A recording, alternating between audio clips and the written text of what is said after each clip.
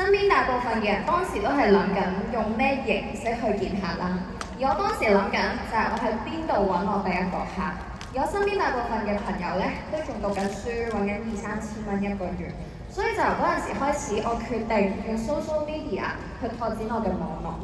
但喺2021年嘅時候咧，其實我都唔識得點樣用 social media， 冇人教，亦都冇俾錢出去上堂學。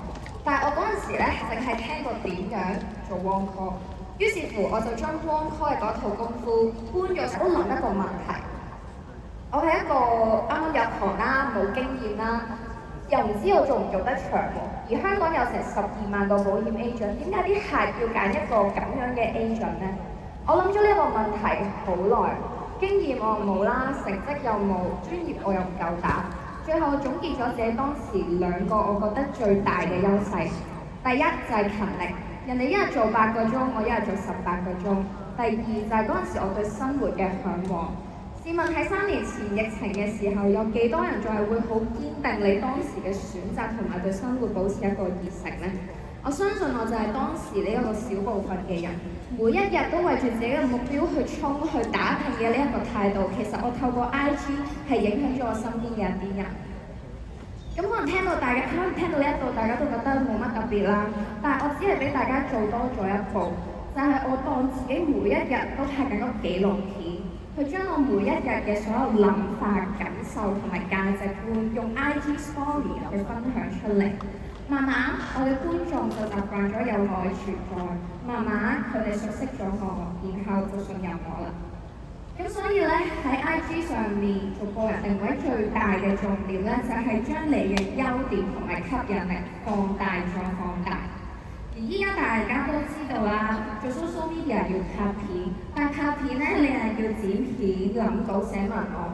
嚟到 Q3 啦，有冇一個方法可以快速喺 IG 上面揾到生意呢？答案就係 social media 啦。答案就係用 social media 上面嘅 IG Story 啦。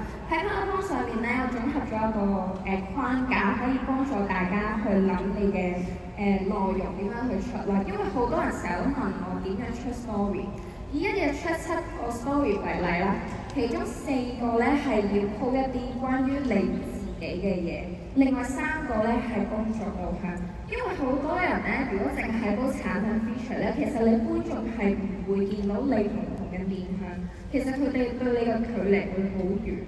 咁所以咁樣做嘅好處咧，係可以拉近你同觀眾嘅距離，令到你嘅朋友更加認識內在嘅你。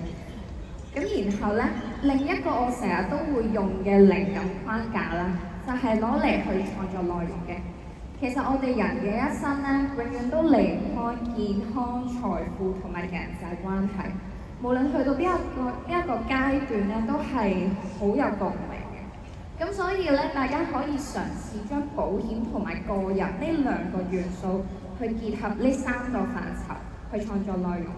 舉一個例子，點解夫妻要買保險？相信你嘅觀眾其實未必會好想知道。但係買保險點樣影響夫妻關係？我相信你嘅觀眾係一定會好想知道。去到今日22歲嘅我，入行3年 MDRT 呢一個成績全靠經營 social media。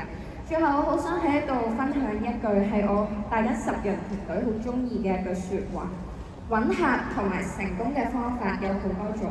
關鍵在於你有冇揾到一個令你堅持同埋持之以恆嘅方法。而啱啱嗰句嘅關鍵就係在於持之以恆。多謝大家。